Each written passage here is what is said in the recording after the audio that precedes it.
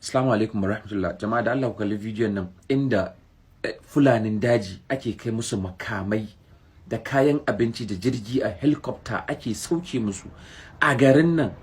Ashe yanzu a Najeriya har za a dajikan da ake zargin akwai 'yan ta'adda za a jirgi zai dinga yana da damar da zai wuce, gwamnati bata sani ba, ba a gan shi ba, ba a san information din da ke faruwa a sama ba, kuma duk da haka a ce mai shiru. Lokacin Jonathan nan aka san a fito a ci mai malafa a zagi shi a dinga cewa shine Boko Haram yake son ya karar da arewa, wai kuma sai yanzu za a dinga ce mana halayen mu ne mun fi kowa munin hali ne mu koma mu addu'a. Of course na san muna munanan abubuwa da Allah zai jarabce mu da haka, amma shi yanzu ka kasa mai gyara ba fa zai ba, a fito a ce wane ka gaza ya gagara. Ku kalli bidiyon nan don Allah ku gani mai idon ku.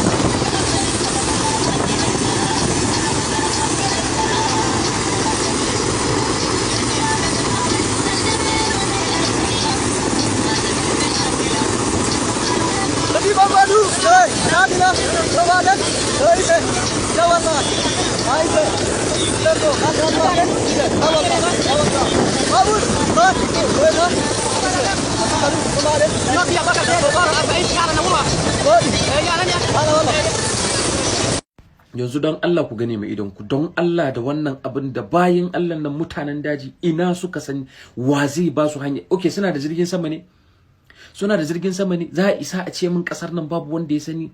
Idan ma daga waje ake abin nan, ya gwamnati ba za ta nemi information din mutanen nan ba? Waya in ka so kai in ka so kai namban wayan da suke waya, in kai waya ka zaji wani a gwamnati, DSS in suka so su kama ka 24 hours ya isa an kama ka. Duk inda za a ba a nemo ka an nemo ka. Har yanzu a ce ba technology da za a iya detecting mutanen nan, an kashe network din gudi suna amfani da waya har yanzu suna kiran mutane. Ina suke samun network? Me ma ranan kashe network din? Ina amfanin shi?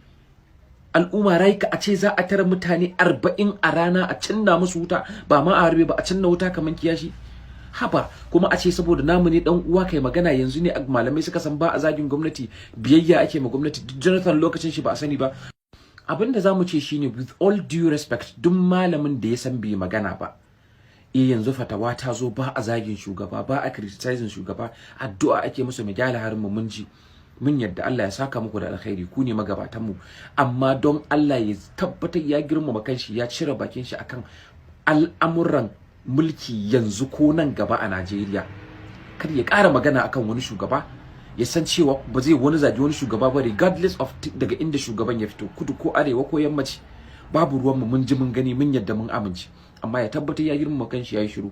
Sannan duk kada wani celebrity da ya san ba rarara ba ko rariya ne ya fito ya ce zai mana campaign. In ba ku fito kun yi waka ko kun yi magana a wannan lokacin ba, ka fito ka ce zaka ma wani dan siyasa campaign ko a titi ko a media, zaka ga inda mutane za su yi da kai, domin yanzu kan kowa ya waye.